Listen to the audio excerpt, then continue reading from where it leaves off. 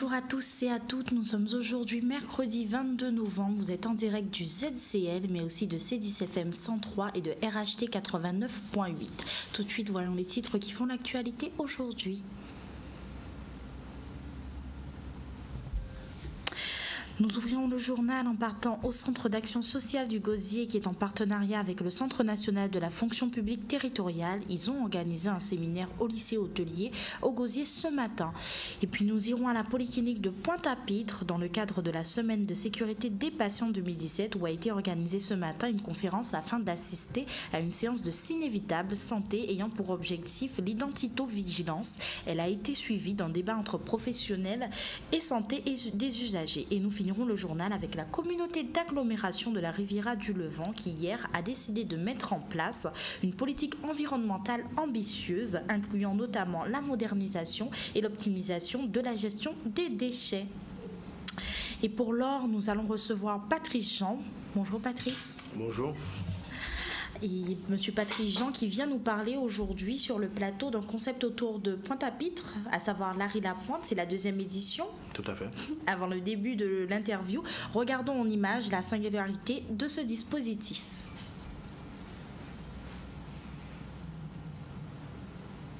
Regardons en image la singularité de ce dispositif.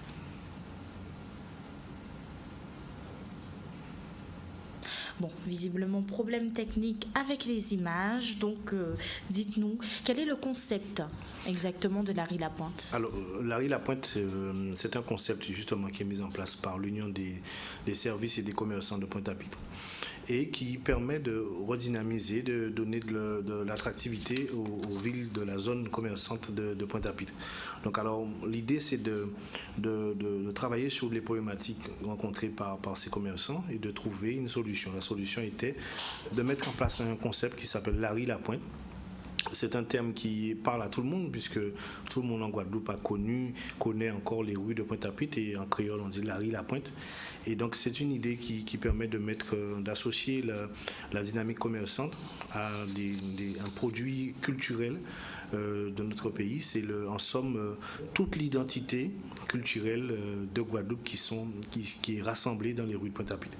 Donc alors vous allez avoir la possibilité de rencontrer un certain nombre de nos artistes locaux, des agrotransformateurs. Vous avez la possibilité de voir aussi même aussi des thérapeutes qui seront dans nos rues.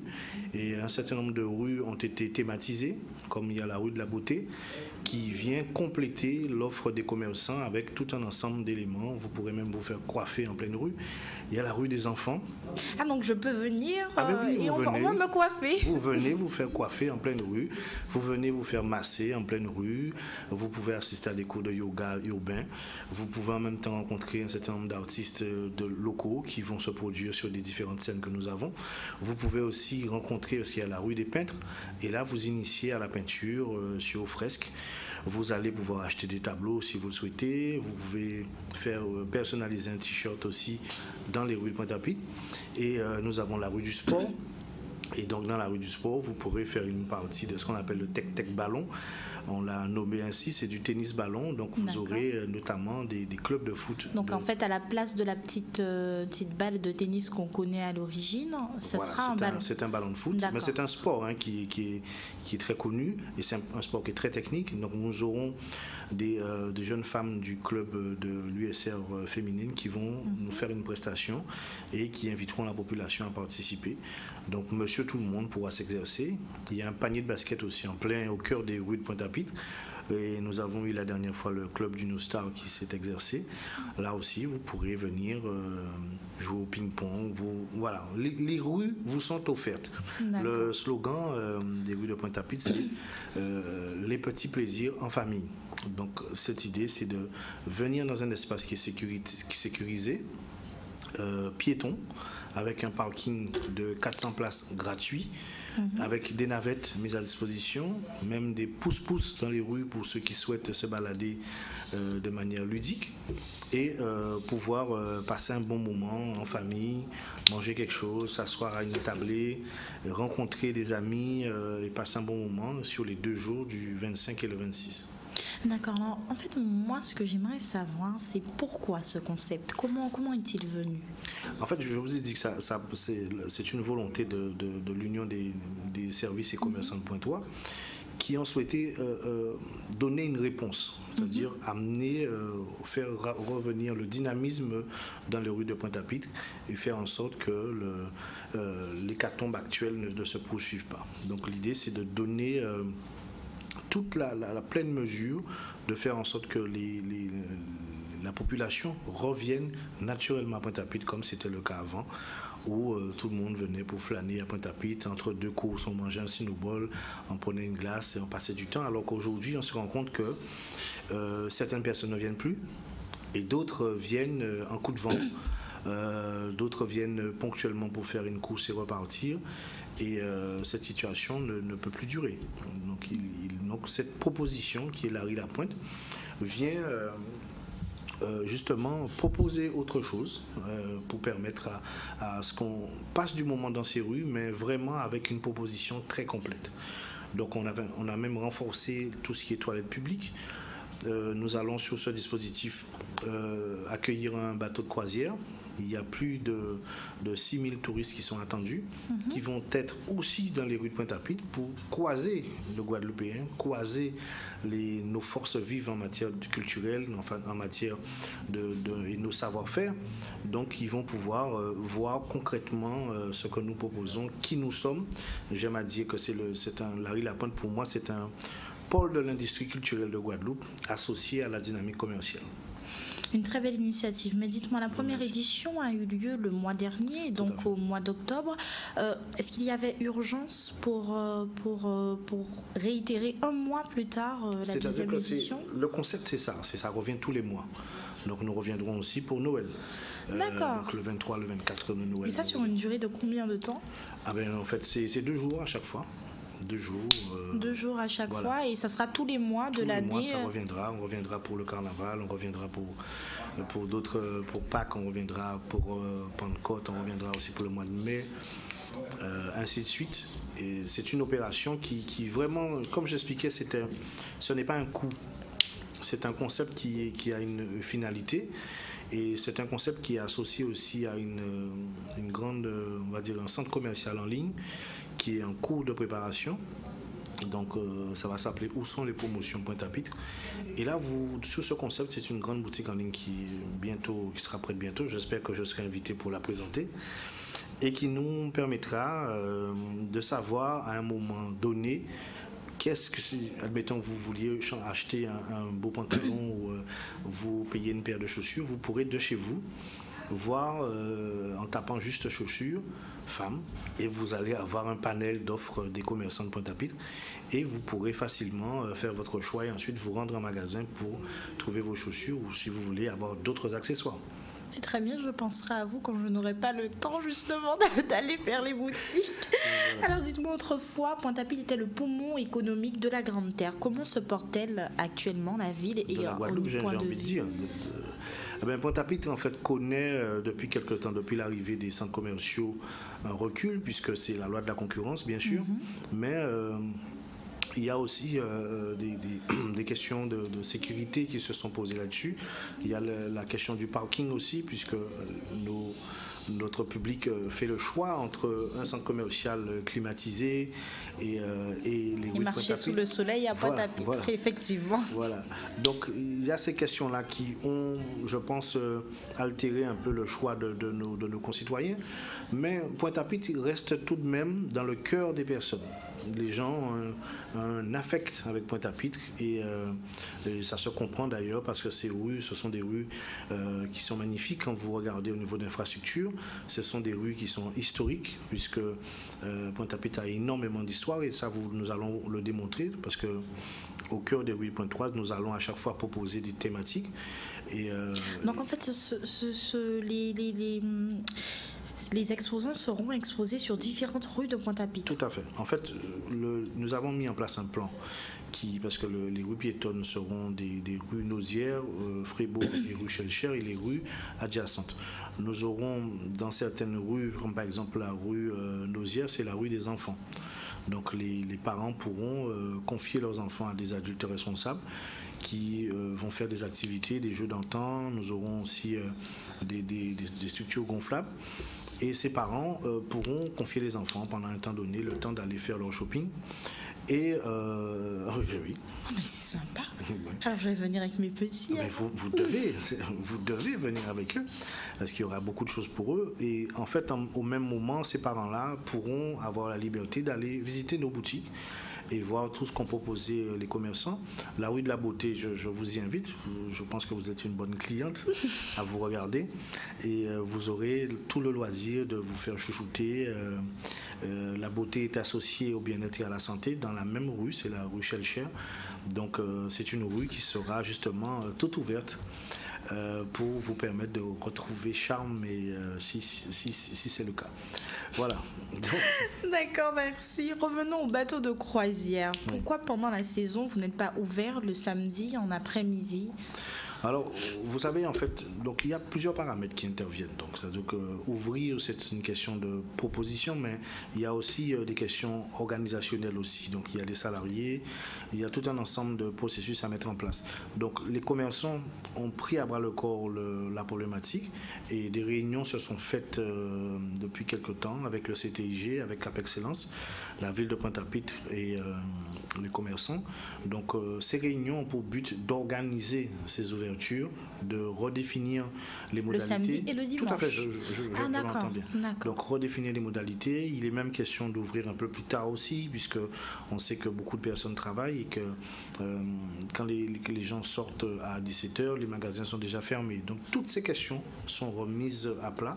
La question des infrastructures, la question de la gestion des trottoirs, la question de la sécurité, puisque la ville est sous visiosurveillance, mais toutes ces questions-là doivent être renforcées.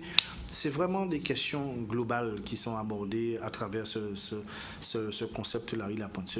Larry Lapointe, c'est une vitrine pour faire venir, mais derrière, il y a un accompagnement qui est fait des commerçants, il y a une dimension marketing qui est moderne, qui est remise en place, et la question des ouvertures aussi est remise en cause. Justement, vous dites que la ville est sous vidéosurveillance. Alors moi, ce que j'aimerais savoir, parlons sécurité. Pointe-à-Pitre est-elle une ville sûre? Est-ce que les commerçants se sentent en sécurité au sein de la ville? Alors, la question de la violence et des effets, même dans les centres commerciaux, il y a aussi des actes délictueux. Donc, je crois que c'est une question qui se traite. Et toute la finalité pour tout un chacun, pour tous les services compétents, c'est d'arriver à des agressions zéro. Mais c'est un processus, puisqu'on part d'une situation de difficulté en termes de sécurité sur tout le département. Puisque je ne vous apprends rien quand on vous dit qu'on est l'un des départements les plus criminogènes de France. Donc c'est un combat.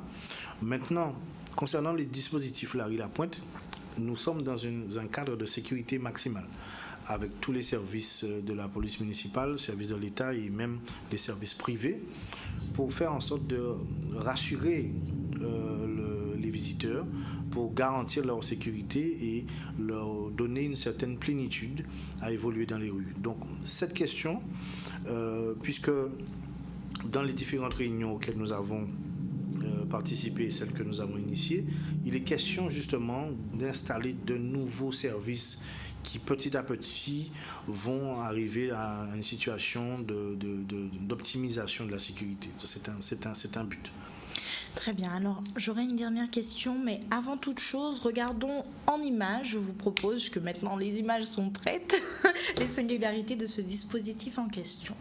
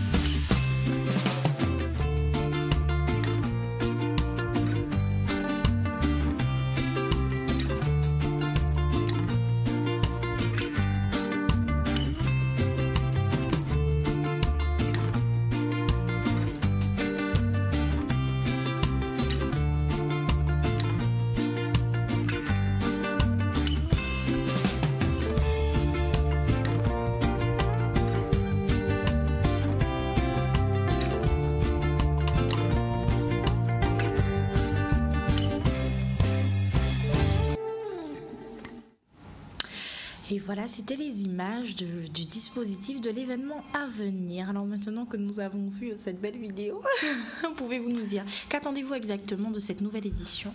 Alors, j'aimerais que la population s'imprègne de ce dispositif, retienne le nom, Larry Lapointe, et soit attentive justement, puisque en fait, Larry Lapointe, ce n'est pas un concept qui est pointois. C'est-à-dire c'est un concept qui concerne la Guadeloupe entière, puisque nous avons des exposants de toute la Guadeloupe et des artistes de toute la Guadeloupe. Donc c'est un élément que nous devons chacun prendre en considération et inscrire dans nos calendriers et venir passer de bons moments, parce que vous savez, la vie elle est compliquée. Et quand il y a des périodes où on peut prendre un petit peu de bonheur, donc il faut oser et venir, parce que l'organisation a tout fait, tout mis en place pour faire en sorte que ça se passe super bien, avec un programme artistique qui a plus d'une dizaine d'artistes, et nous sommes là aussi pour aider ces jeunes artistes, puisque notre dynamique c'est de faire des artistes, de faire découvrir des artistes, tout ça avec le concours des autorités, pour leur permettre justement de trouver une tribune. Donc on invite tous les artistes à justement se rapprocher de nous. Nous avons un Facebook qui est assez facilement repérable, c'est Larry Lapointe. Et donc à venir pendant ces éléments, pendant ces journées, pour proposer ce qu'ils font. Vous êtes peintre, vous êtes caricaturiste, c'est le moment. Faites-vous connaître, vous êtes chanteur. On met en place ce dispositif pour vous. Venez vous faire connaître. Et puisque concentrer un certain nombre de personnes, la dernière fois, le 13 et le 14, on a eu le vendredi plus de 10 000 personnes. Je vous laisse imaginer les retombées. Donc voilà, c'est ça Larry Lapointe. C'est vraiment cette idée de petit plaisir, ça soit au niveau de tous les sens, dans ces fameuses rues pointoises qui nous sont chères. Eh bien d'accord, merci à vous Monsieur Jean. Merci de m'avoir invité. Et nous vous recevrons éventuellement une autre fois, puisque vous nous avez dit qu'effectivement c'est un événement qui est amené à se reproduire chaque mois. Tout à fait. Je reviendrai d'abord, peut-être si vous me permettez, de vous présenter le site internet. Oui, bien sûr. C'est une grande plateforme, c'est un centre commercial en ligne avec plus de 240 boutiques. Oui. Donc je pense que nos Guadeloupéens qui aiment bien, qui pourront y trouver des cadeaux, pourront jouer et gagner des nombreux lots et pouvoir orienter leur choix depuis la maison. Donc je pense que si vous pouvez m'inviter, ça serait parfait. D'accord, bien à vous, merci. Mais pour l'heure, faisons un retour sur l'actualité, puisqu'aujourd'hui, le Centre d'action sociale du Gosier, en partenariat avec le Centre national de la fonction publique territoriale, a organisé un séminaire au lycée hôtelier du Gosier. Il avait pour thème la parentalité, la fin du rythme potomitan. L'animation de la journée a été animée par Raymond Otto, sociologue de anthropologue. Reportage Maxime Morel. Sur la parentalité qui se déroule en 3 tables rondes. Une table ronde qui parle en ce moment de l'enfant, une table ronde sur le couple et une table ronde sur la famille. Il s'agit donc de revoir les représentations que nous avons des idées fausses au niveau du père et de la mère, et de permettre à travers ce séminaire aux professionnels d'avancer et d'évoluer sur une meilleure connaissance de la sociologie guadeloupéenne. Notre objectif, c'est, dans le cadre de ces rencontres, c'est de permettre à ces professionnels et aux territoriaux de réfléchir ensemble sur les problématiques qui touchent leur action, c'est-à-dire l'accompagnement social des familles ici en l'occurrence, et surtout de leur permettre de travailler sur des partenariats futurs, sur des projets d'action futurs, sur lesquels le CNFPT a toute vocation donc à intervenir et à accompagner également ces professionnels, puisque la mission principale du CNFPT, c'est d'accompagner les agents des collectivités locales à monter en compétences, mais aussi c'est d'accompagner les collectivités locales, quel que soit leur échelon, les accompagner dans la mise en œuvre de leur politique publique. Nous sommes donc au 2e séminaire qui avait démarré donc en 2015, et lors du premier séminaire, nous avions d'abord parlé des différentes formes de famille. Aujourd'hui, nous décidons de parler de ce mythe du potomitan qui est à déconstruire déconstruire parce que pendant des années, ce mythe de potomitan a accompagné les femmes et aujourd'hui il devient très lourd à porter et il convient aujourd'hui véritablement de le déconstruire pour permettre à l'homme et à la femme ensemble de reconstruire la famille guadeloupéenne. Et puis dans le cadre du partenariat de la région Guadeloupe avec l'Université des Antilles, les services de collectivité ont pris part à la session d'information sur la mobilité internationale qui s'est déroulée dans la matinée d'aujourd'hui sur le campus de Fouillol. Cette manifestation devrait permettre aux étudiants, à leurs familles et plus largement au public potentiellement intéressés par une mobilité dans un cursus d'enseignement supérieur et de découvrir davantage de choses. La région se tient à leur côté pour saisir les opportunités auxquelles ils peuvent prétendre. Reportage Tandé Manicor. En fait, c'est très important parce que c'est une occasion en fait, de présenter à nos étudiants les différents dispositifs de mobilité internationale que nous leur proposons, de leur expliquer aussi la procédure et surtout les enjeux, l'intérêt qu'il y a à effectuer une mobilité à l'étranger. Il faut savoir en fait que la mobilité dont on parle, c'est une mobilité d'échange universitaire. Donc les étudiants restent et demeurent des étudiants de l'Université des Antilles dans ce cadre-là. Donc c'est une expérience qu'on leur propose de faire à l'étranger, mais tout en demeurant avant tout étudiants de l'Université des Antilles. Donc un semestre, parfois une année universitaire entière, en étant inscrit ici évidemment. Le programme Erasmus qui est bien connu, donc qui permet des mobilités donc, vers l'Union européenne, les pays de l'Union européenne. Donc l'avantage d'Erasmus, c'est qu'il y a des crédits qui sont proposés, donc des aides financières. Le côté financier est un élément important dans la mobilité, donc voilà. Mais il y a d'autres programmes, donc vers les États-Unis, le programme ICEP, et aussi vers le Québec, le Canada francophone. Donc nous faisons partie de BCI, le Bureau de coopération interuniversitaire, donc qui permet en fait aux étudiants de partir donc faire un semestre d'études au Québec. Alors ES, c'est une école de langue, c'est le leader mondial de cours à l'international.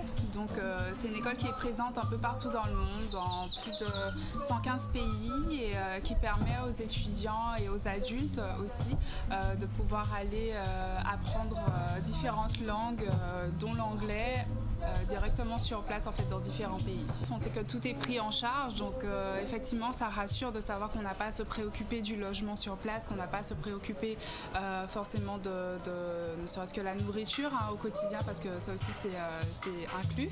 Donc c'est vrai que c'est quelque chose de plus facile et qui permet d'être plus abordable en tout cas de nos jours, je pense. Écoutez, on est là pour, il y a toujours une petite appréhension, mais on est là pour les accompagner, pour les conseiller, pour justement faire en sorte que les choses se passent bien, qu'il n'y ait pas de problème. Et voilà, ils sont aussi accompagnés à leur arrivée donc, au sein des universités partenaires. Et donc en principe, ça se passe toujours bien. Et pour l'heure, nous allons partir en Guinée, plus précisément avec Danick pour les 46e assises de la presse francophone.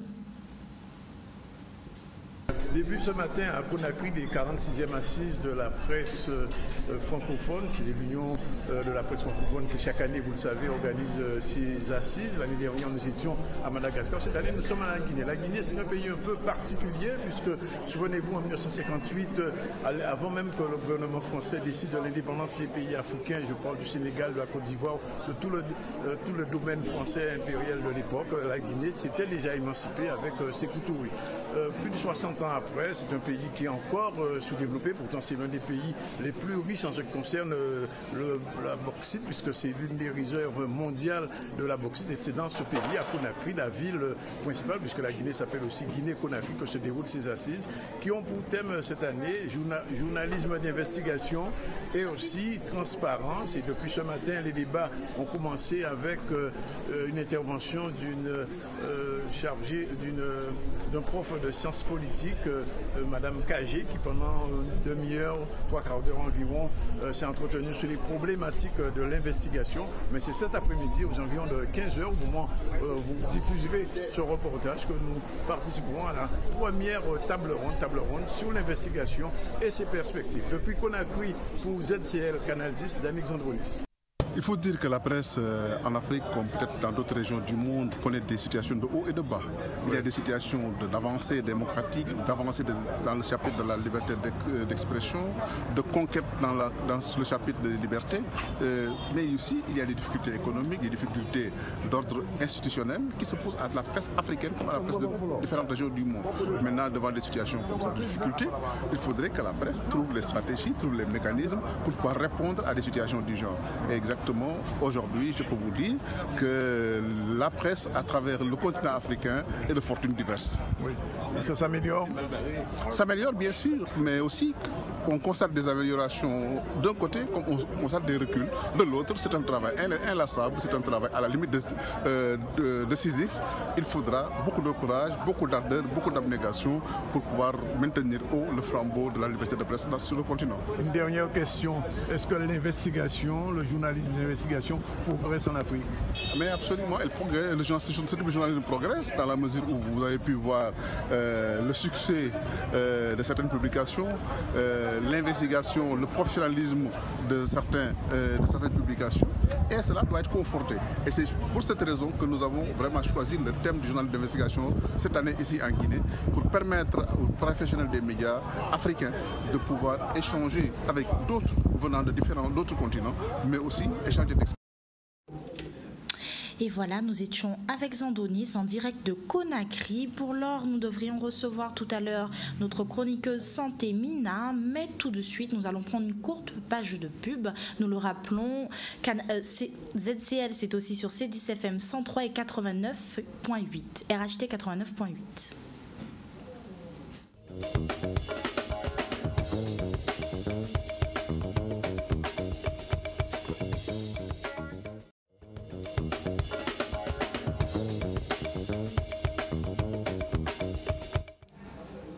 De retour sur le ZCL, il est 13h04. Nous sommes avec Mina Yankamala, notre chroniqueuse santé, qui aujourd'hui va nous parler de la violence. Mais avant, générique.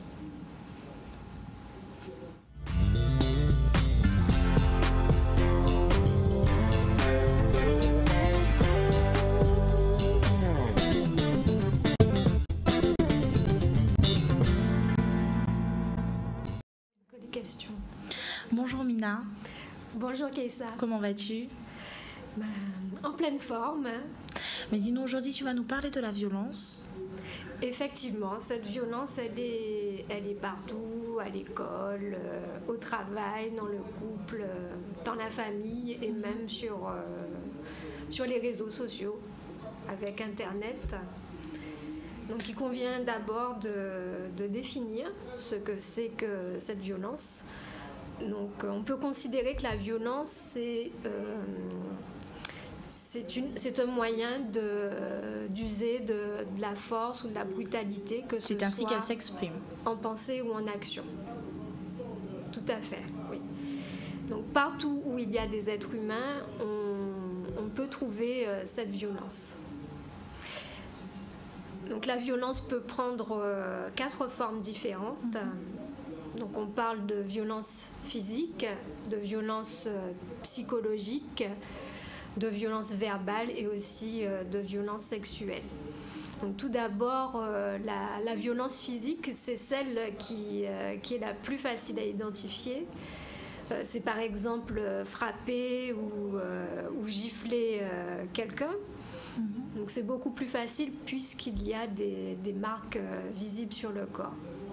A contrario, la violence psychologique, verbale et sexuelle, donc il n'y aura pas forcément ces marques qui seront visibles, mais les répercussions seront tout aussi nocives pour la personne qui subit ces violences. Oui, puisque c'est aussi tout de même de la violence, ça reste de la violence. Et dis-nous, quels sont les acteurs de la violence ?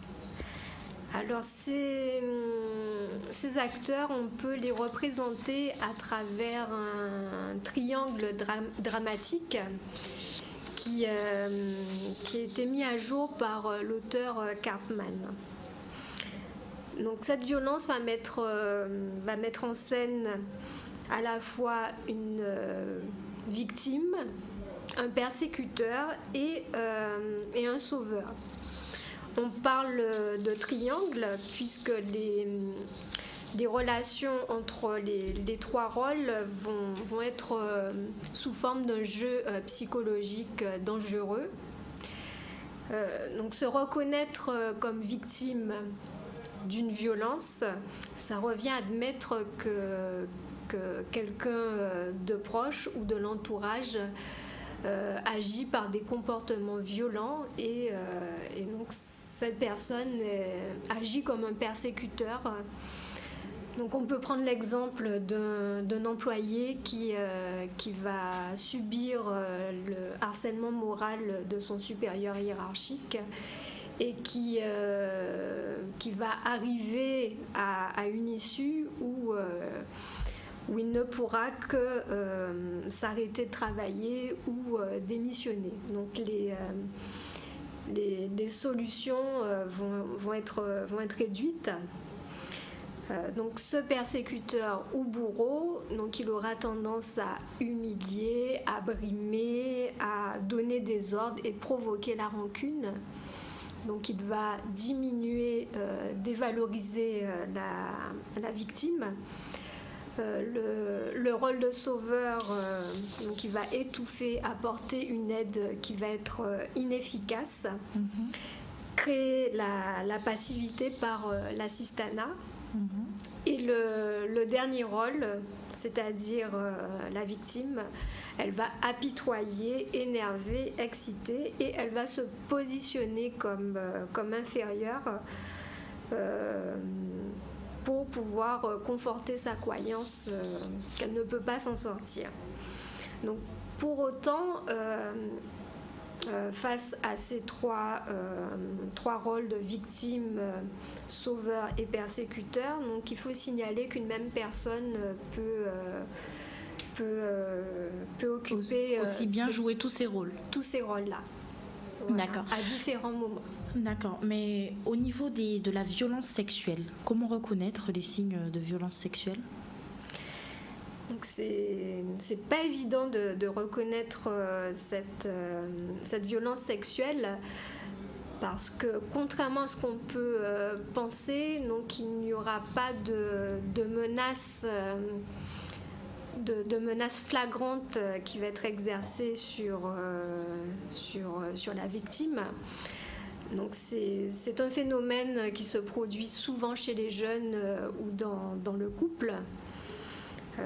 Donc les moyens qui vont être utilisés, ça va être de forcer la partenaire à avoir des relations sexuelles qui ne sont pas voulues, en la menaçant de rompre avec elle, parce que le plus souvent ce sont des femmes qui sont touchées, mais donc il y a aussi des garçons et des hommes. Ça peut être aussi de la laisser tomber ou de se suicider ou menacer de le faire ou critiquer par des remarques sur le physique de la partenaire. D'accord. Alors, au sujet de l'initiative, que pensez-vous de l'initiative Balancer ton port ? Alors, donc effectivement, on a vu apparaître sur des réseaux sociaux tout un mouvement qui a pris le nom de Balance ton port et c'était pour pouvoir libérer la parole. Donc, c'est-à-dire qu'une victime de violence sexuelle peut ressentir de la honte, de la culpabilité et c'est important de rappeler que c'est l'agresseur qui est responsable de ces violences sexuelles. À cet effet, il y a un auteur, Marshall Rosenberg, qui dit que les mots sont des fenêtres où, donc si ces mots, ces paroles ne sont pas exprimées, donc les mots peuvent devenir des murs, qui peuvent nous enfermer. Donc, Balance ton port va permettre à des victimes de harcèlement sexuel, d'agression sexuelle ou de viol, de pouvoir libérer justement cette parole, mais anonymement, et pouvoir échanger avec d'autres personnes pour permettre d'avancer et à cette personne victime de s'épanouir dans sa vie. D'accord, merci à toi Mina. Dis-nous, avant de nous quitter, est-ce que tu auras un petit mot à faire ressortir pour ces gens qui seraient éventuellement victimes d'agressions, quelles que soient?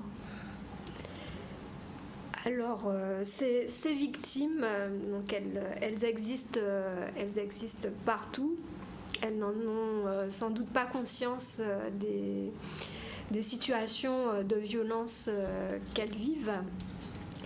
Et ce qui va être décisif, c'est d'arriver à verbaliser le traumatisme, que ce soit auprès d'une personne de confiance ou d'un psychothérapeute, donc qui va leur donner les outils pour reprendre leur vie en main. Et donc ces personnes ne sont pas condamnées à être des victimes à vie. Elles peuvent être respectées par les autres et aimées.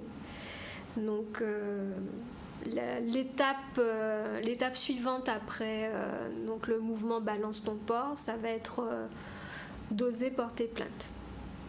Entendu.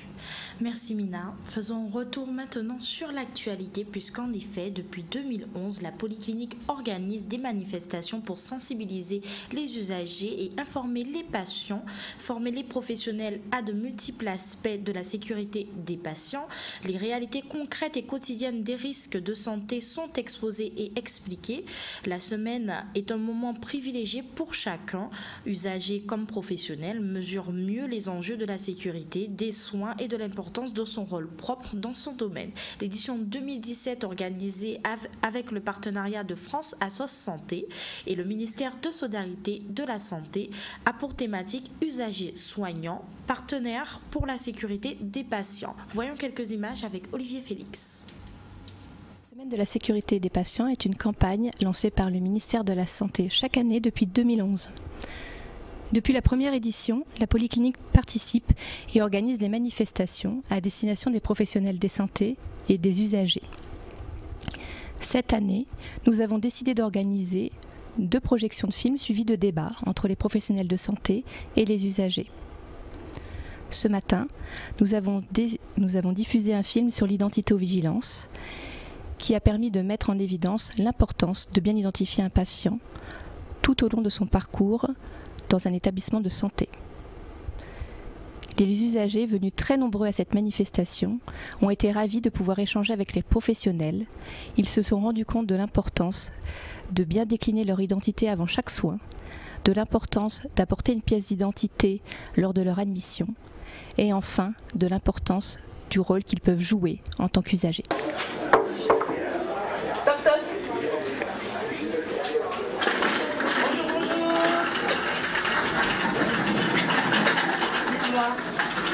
Vous êtes monsieur Hannibal.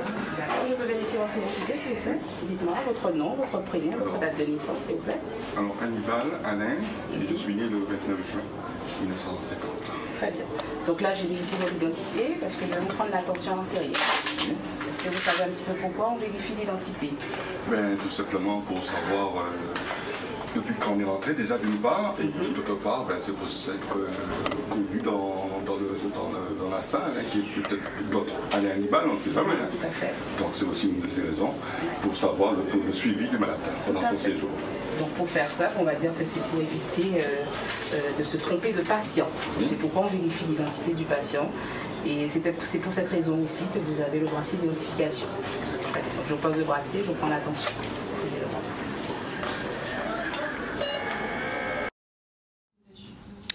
Hier, au centre culturel Réminé Souta de Pointe-à-Pitre eut lieu le premier colloque international de l'école en Noussé. Organisé par l'Université populaire, il célèbre cette année son 10e anniversaire. Cette année encore, ils reviennent avec une thématique qui cette fois s'intitule « De nos jours en Guadeloupe, dans la Caraïbe et aux Amériques, des gommes face à leur passé ». Éric André et Joseph Robert, reportage Michel Héraclide. l'école Anoussi qui a présenté des autres premiers colloques. Donc, on a dit bien, l'école Anoussi pour nous aussi, puisque Yoté pour nous aussi qui a existé depuis après le bicentenaire de l'abolition de l'esclavage que nous créons, et donc nous avons lié par la suite, après que nous avons créé, donc rencontre les Indiens à Friol, c'était un séminaire où nous trouvions la nécessité de créer l'école là, ça justement, pour permettre que la connaissance vienne pour tout le monde, que tout le monde capte ça. Et donc, nous n'avons pas une règle particulière, parce que c'est l'esprit qui a guidé Yoté pour nous l'école là. Donc, nous faisons séminaire et compagnie, mais là, l'année là, ça c'est le premier colloque là, et c'est un colloque international, puisque nous avons fait venir des intervenants sur la Caraïbe. Le thème, précisément là, à présent, c'est de nos jours en Guadeloupe, dans la Caraïbe et aux Amériques, des hommes face à leur passé. C'est une forme de sagesse pour nous interroger sur nous-mêmes et savoir un petit peu où est-ce qu'on veut aller, parce que tout le monde veut aller en côté, mais paisiblement, paisibilité. Et c'est là que nous avons fait. Et c'est pourquoi nous avons invité tout le monde à Vine, justement, à dans colloque là ça, pour nous éclairer nous. Et nous avons dit bien souvent, et nous avons précisé qu'un colloque par à Vine régler bon problème, nous avons venu justement pour que nous interroger. Nous avons vraiment parler en créole, nous avons d'autres langues qui sont français, nous avons anglais alentour nous sommes dans la Caraïbe. Donc ça voudrait dire nous exprimer dans nous, gens ouvrés. Et donc, et même le langage du silence qui correspond au moment de réflexion. Nous allons intervenir dans tous les champs possibles dans notre environnement caribéen, nous interroger, et même avec des gens qui viennent des États-Unis, nous interroger sur notre passé et notre vision de notre passé et comment ça influe sur notre présent. Parce qu'on s'est aperçu au cours de nos 10 années d'existence qu'on était dans l'océan par connaître. On est très inculte sur ce qui est à nous et on est très orienté vers divers axes, alors que c'est tout un champ qui est très large. Hier, la communauté d'agglomération de la Riviera du Levant a décidé de mettre en place une politique environnementale ambitieuse, incluant notamment la modernisation et l'optimisation de la gestion des déchets. À ce titre, la Riviera du Levant initie son territoire à plusieurs projets pertinents visant à concourir à la réduction et au recyclage des déchets. La participation à la semaine de réduction des déchets est organisée par l'ADEME du 18 au 26 novembre. Reportage Olivier Moradel. C'est la semaine européenne sur la réduction des déchets. Donc cela consiste à diffuser au sein de la Riviera du Levant l'information que le meilleur déchet c'est celui qui n'est pas produit. Donc sur le territoire de la Carle, nous avons plusieurs manifestations sur chaque commune pour inciter la population à réduire ses déchets. Nous avons aussi au sein de ces manifestations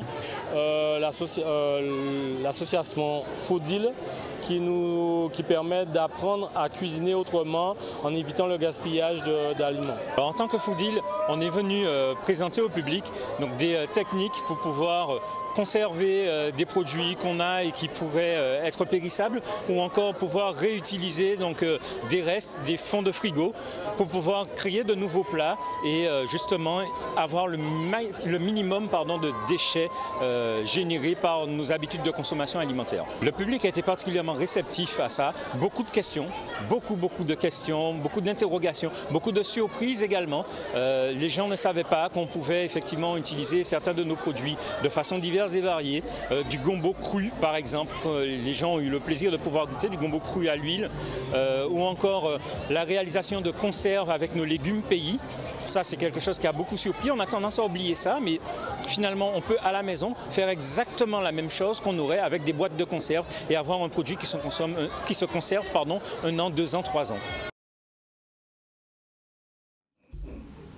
Et pour l'heure, nous allons recevoir nos deux invités. Bonjour Madame Gambi. Bonjour. Vous êtes la directrice générale de la MGPS. Oui, c'est ça, la Mutuelle Générale pour un Social. Bonjour Monsieur Romana. Bonjour. Vous êtes le directeur commercial de la MGPS. De la mutuelle MGPS, la mutuelle générale de prévoyance sociale, tout à fait. D'accord, entendu. Vous organisez donc les 5 km comme à son habitude.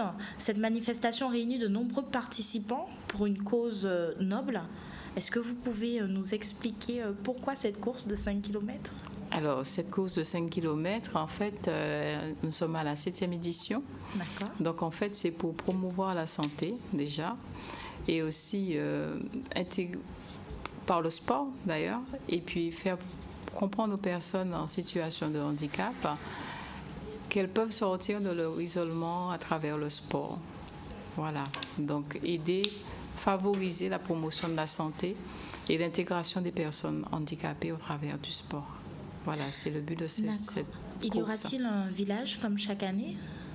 Alors cette année, nous n'aurons pas l'anti-village, mais nous aurons des animations autour du handicap. Donc nous aurons des sketchs, nous aurons des débats, des discussions et nous aurons également un Andy les Roses. Donc cette année, ce sera plutôt tourné autour de l'animation avec des activités autour du handicap. D'accord. Dites-nous, quel bilan faites-vous d'année en année? Alors d'année en année, il faut dire que nous sommes à notre 7e édition. Une édition par année, excusez-moi. Absolument, une édition par année. Aujourd'hui, nous sommes tournés vers le soutien aux personnes en situation de handicap qui sont en handicap. Et puis, le nombre de participants augmente régulièrement. Par exemple, l'année dernière, nous avions près de 620 participants.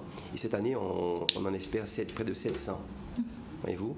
Alors, ce qui change aussi, c'est que chaque année, le produit des inscriptions est reversé intégralement à une association qui œuvre dans le champ du handicap. Cette année, nous avons choisi une association, bien évidemment, qui travaille pour le handicap, mais qui se situe à Saint-Martin. On a fait le lien. C'est l'association Tournesol, qui fête son 10e anniversaire, d'ailleurs. Voilà. Quel sera le parcours de cette année pour les 5 km?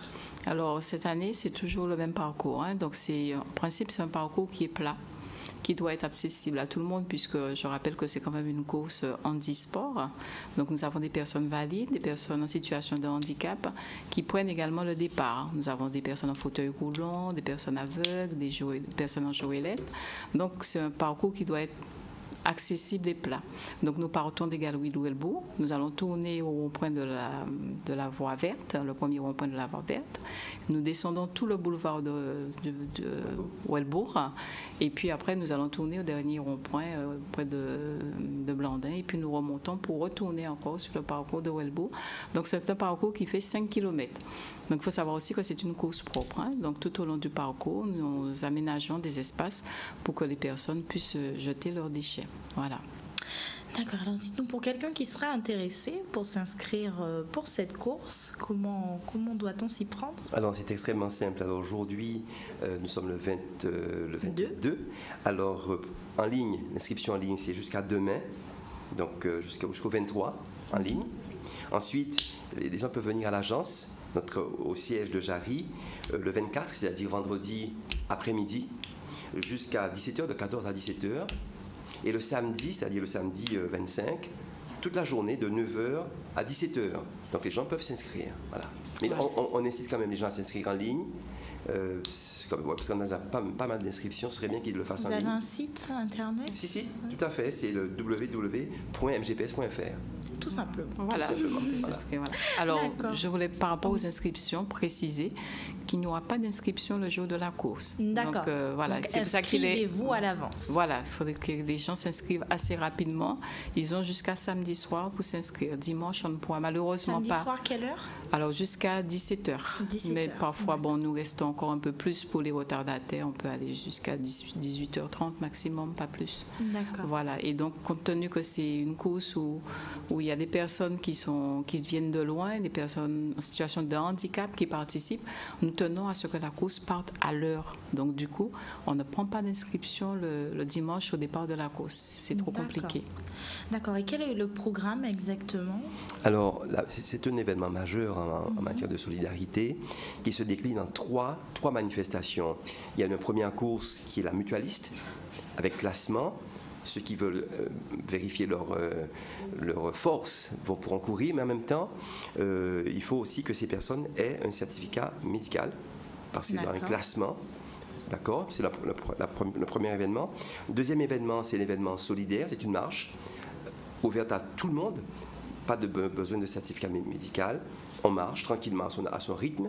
Et la troisième manifestation, c'est une course pour les enfants, qu'on appelle la mini, qui se passe sur 1 km. Et le départ est porté vers 9h, 9h15. Alors, excusez-moi, quand vous dites enfants, à partir de quel âge? Alors, pour les enfants, c'est des enfants de 10 ans à 13 ans, de 10 à 13 ans. À 13 ans, c'est important de préciser. Voilà, l'idée, c'est de les initier à la pratique de la solidarité, le sport et la solidarité, parce que pour eux, les droits d'inscription sont de 1 euro.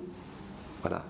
Voilà, effectivement, parlons d'inscription. Il faut savoir que l'inscription pour la course, mais aussi la marche, est de 10 euros et 8 euros pour les adhérents de la MGPS. Et l'intégralité des sommes perçues pour les inscriptions seront reversées à l'association Tournesol, qui c'est une association qui s'occupe des enfants, qui accompagne les parents des enfants en situation de handicap.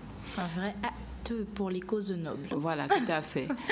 En parlant aussi de la marche, je voulais profiter parce qu'il y a beaucoup de personnes qui n'osent pas s'inscrire parce qu'elles pensent qu'il n'y a que la course. Nous n'avons pas que des coureurs, il y a des personnes aussi qui peuvent faire des actions de solidarité en marchant.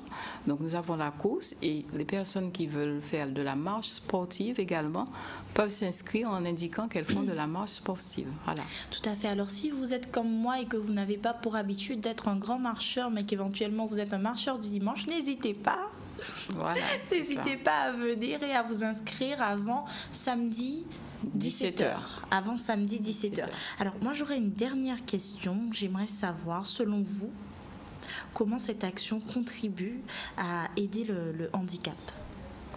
Selon nous, cette action aide beaucoup parce que déjà, les personnes...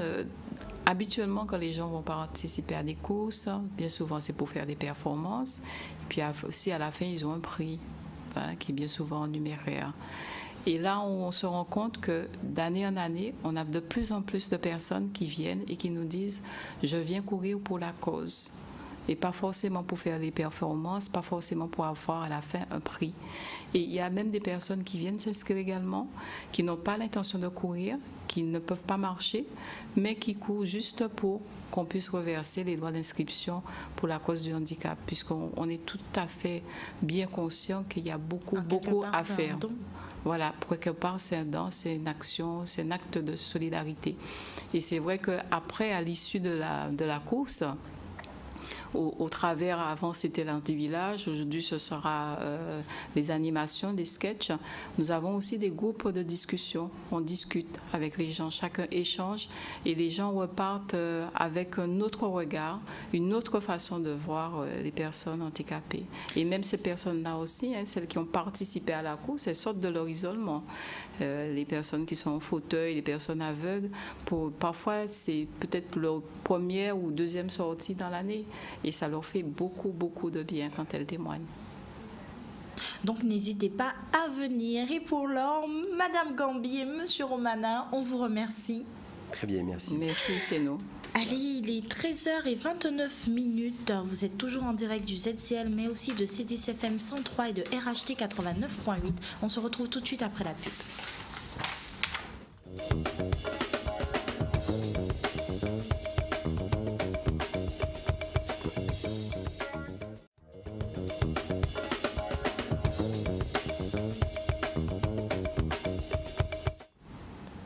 De retour sur le plateau du ZCL avec Jocelyne, notre chroniqueuse de coco et abricots. Jocelyne qui est venue avec une très belle odeur, de très belles odeurs sur le plateau aujourd'hui. Ah oui. Jocelyne va nous parler d'un sujet très intéressant aujourd'hui, mais avant de voir lequel, générique.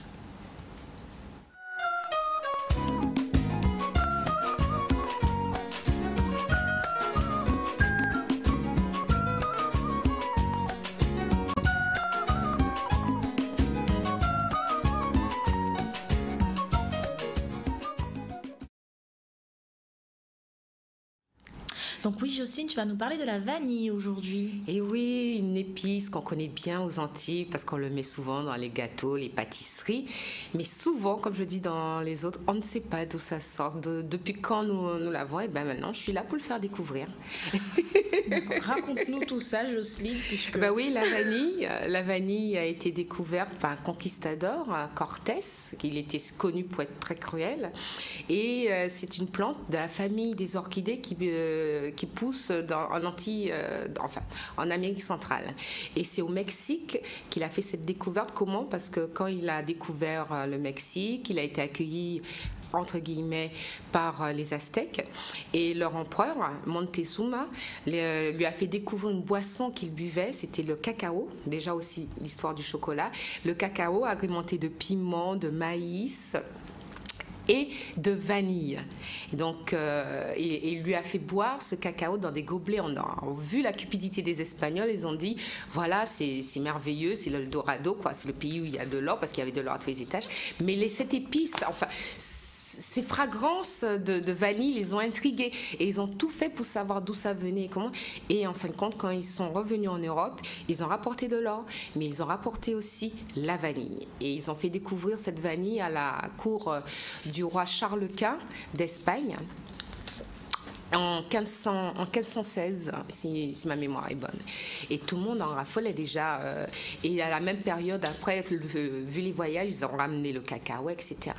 Mais la vanille, il y a un petit problème, c'est qu'ils ont essayé d'en planter et tout ça. Mais les rendements ne sont pas bons. Pourquoi?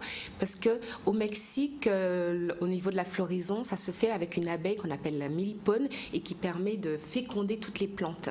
Mais dis-nous, la vanille, elle pousse aux endroits humides, chauds, oui, froids. Oui, elle est un peu difficile, la vanille. C'est-à-dire qu'il ne faut pas plus de 1000 mètres d'altitude. Ici, aux Antilles, en Guadeloupe, c'est aux environs de 700 mètres, donc elle pousse. Il faut qu'il y ait un endroit ombré. Mais en même temps, il faut que le sol soit drainé, mais il ne faut pas qu'il soit trop humide. Il faut qu'il y ait les deux, il faut qu'il y ait un bioclimat. Donc, et pour qu'elle puisse fleurir, il faut lui occasionner un stress. Et souvent, le stress, c'est soit, comme elle pousse sur un tuteur, qui sont des arbres, les arbres vivants. Maintenant, en culture semi-intensif, on met des tuteurs, mais en général, ça pousse sous des arbres. Et ben, pour pouvoir stresser cette plante pour qu'elle puisse fleurir, faire des fleurs, soit on est tête pour qu'il y ait plus de soleil, soit on arrête de lui donner d'arroser pendant quelques jours. Et c'est ce stress qui permet la floraison. Mais on fait ça à partir de 3 ans. Il faut bien que la plante elle fleurisse, enfin qu'elle mûrisse. Et c'est au bout de 3 ans qu'on commence à faire la floraison. Et il faut savoir qu'entre une plantation et la récolte, il y a bien 4 à 5 ans.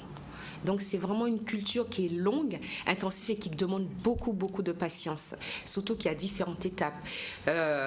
Sachant qu'au niveau de la vanille, donc je disais que c'était une orchidée, en général ce sont des lianes qui peuvent arriver jusqu'à 15 mètres de hauteur, donc c'est pour ça qu'il est intéressant d'avoir des tuteurs pour pouvoir maîtriser la chose.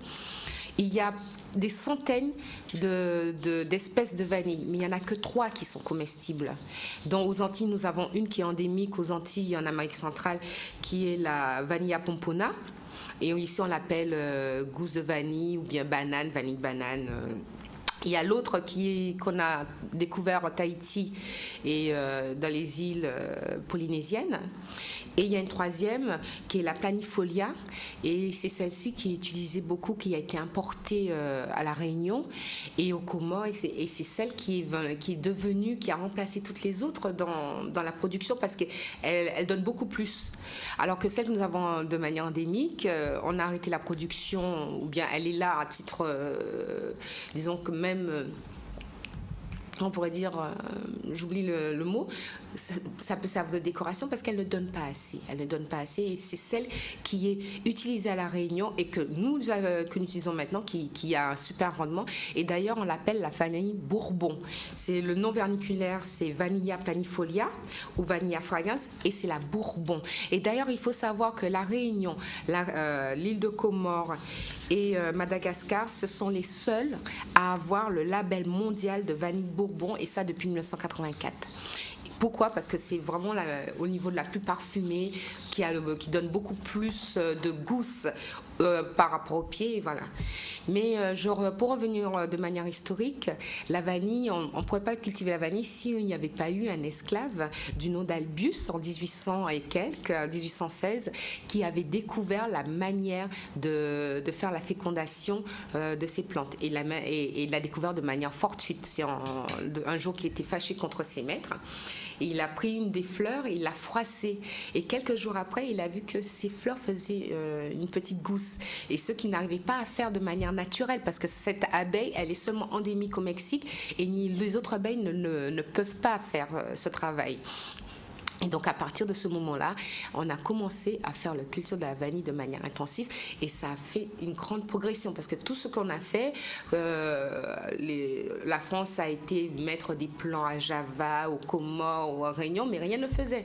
Et c'est seulement à partir de 1800 et quelques, au 19e siècle, qu'on a pu commencer la culture de la vanille de manière intensive et de faire les échanges avec d'autres pays. Donc là, ça c'est un fait. Donc en Guadeloupe, au niveau de la vanille, longtemps, elle concurrençait le cacao, le café. Mais vu la difficulté de la variété qu'on avait, comme je disais, la pompona, donc les gens ont graduellement arrêté.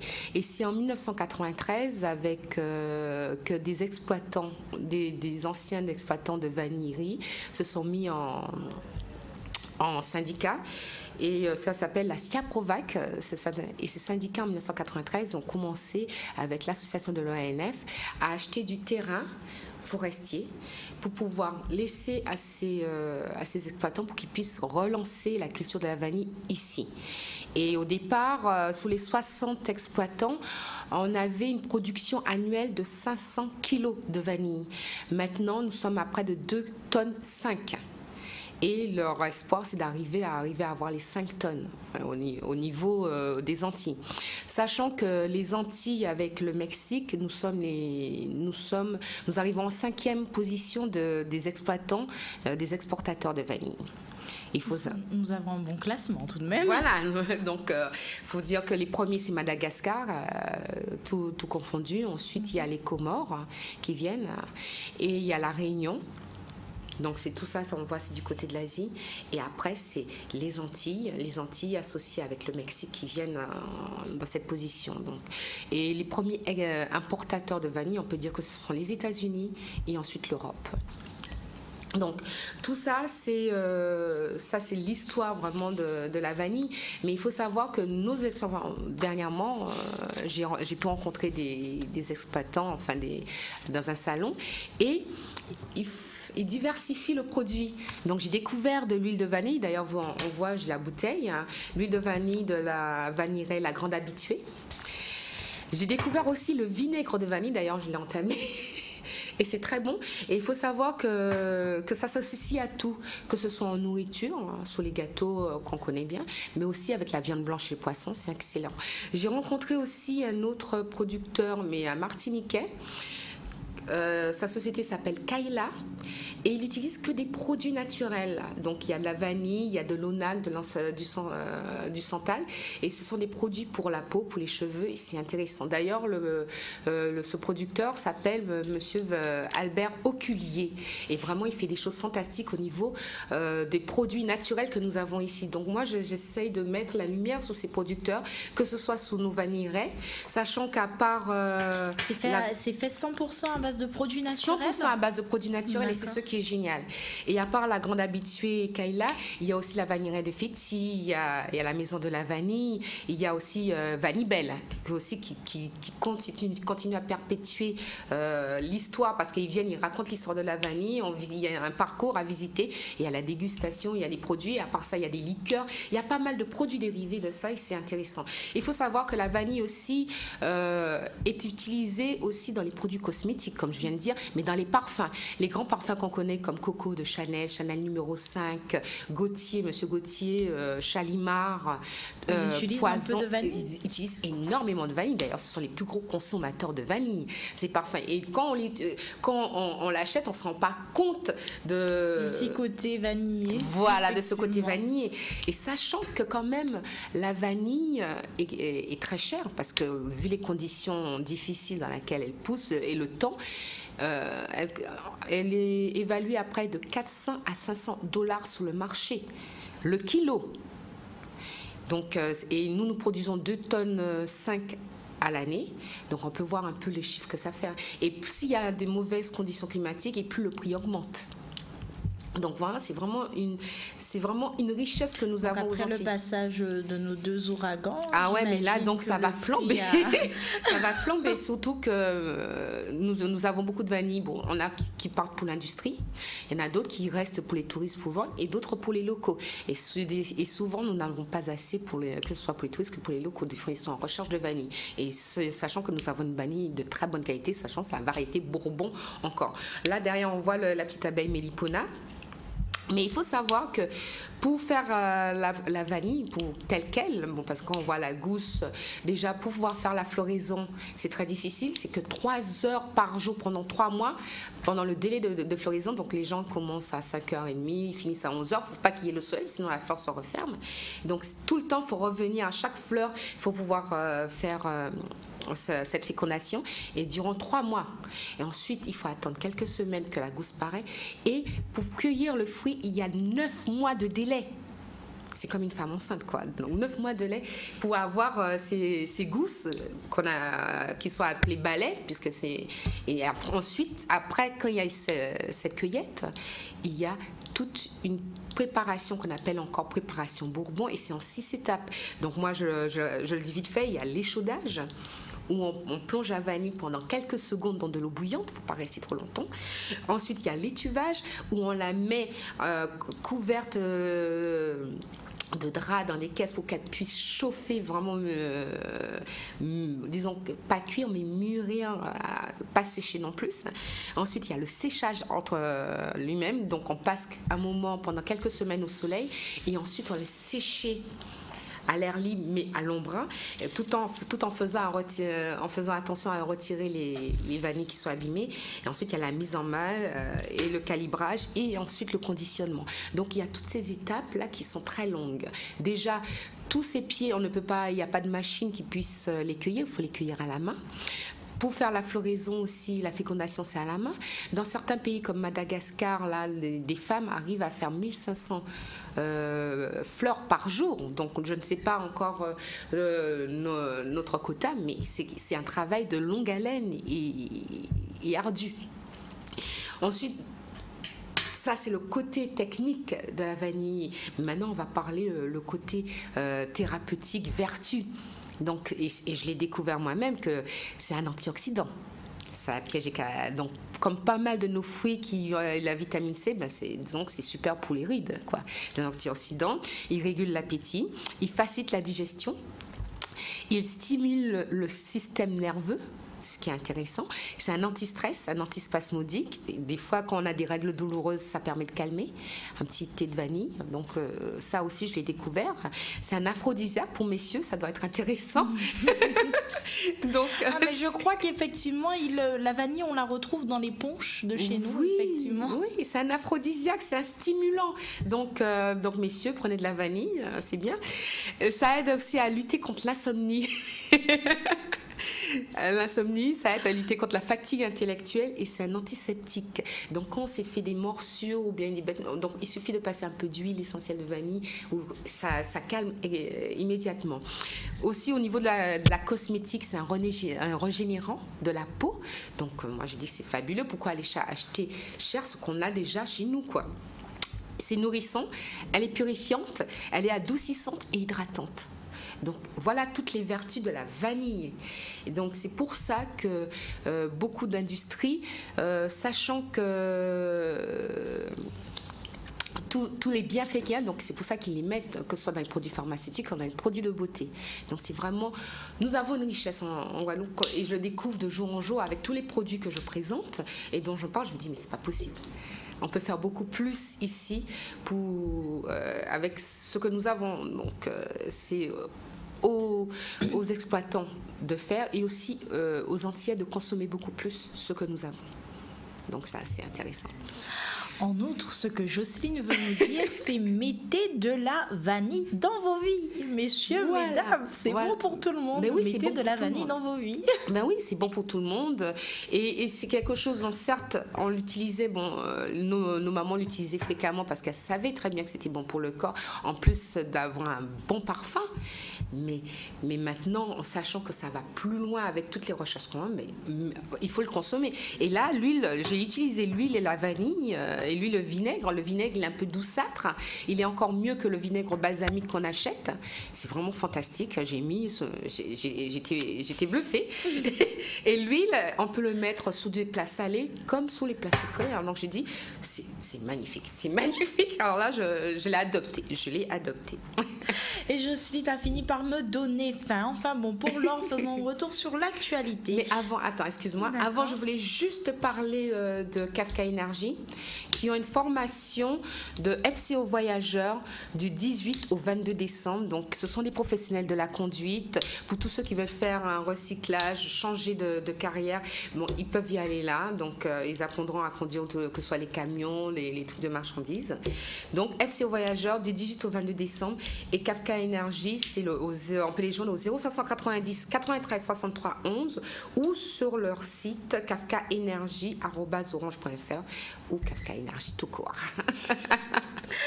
Merci Jocelyne. Retour sur l'actualité. La Ville des Abîmes et la Ligue de triathlon organisent la 7e édition du triathlon des Abîmes, courte distance relais et individuelle, samedi 25 novembre 2017 à partir de 14h.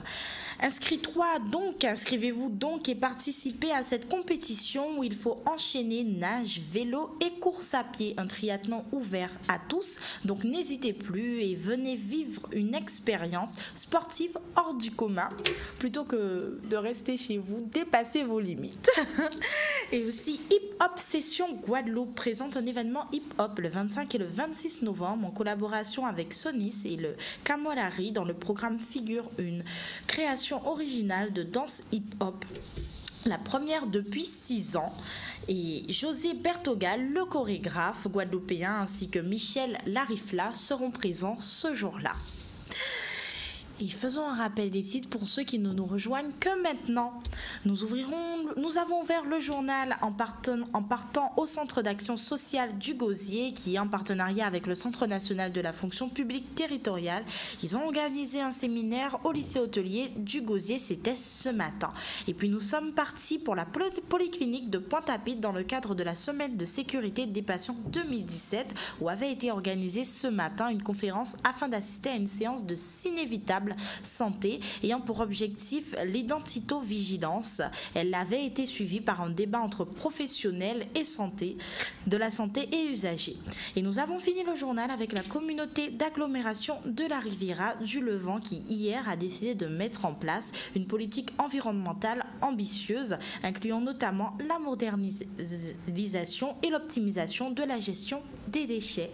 Et voilà, il est 13h54. Vous étiez en direct de ZCL, mais aussi de C10FM 103 et de RHT 89.8. On se retrouve demain, jeudi 23, pour un nouveau ZCL. À bientôt. À bientôt, Jocelyne.